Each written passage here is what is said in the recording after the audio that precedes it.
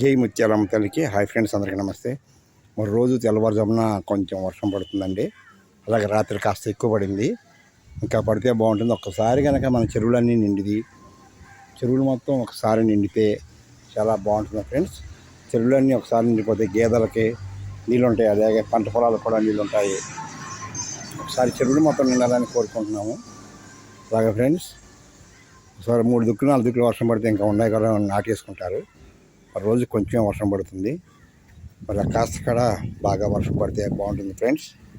మరి వర్షం పడాలని ప్రతి ఒక్కరు కూడా కోరుకుందాం ఫ్రెండ్స్.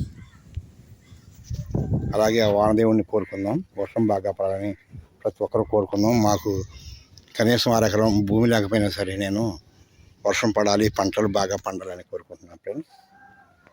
ఓకే ఫ్రెండ్స్, అందరూ బాగుండాలని కోరుకుంటున్నాం. అందరూ బాగుంటే మేము కూడా బాగుంటాం ఫ్రెండ్స్. అందరూ బాగుండాలి, అందరూ మేము బాగుండాలి. మీ అందరూ కూడా శ్రీరామ రక్ష. జై ముత్యాలమ్మ తల్లికి, జై దుర్గా భవానీ మాతాకి జై.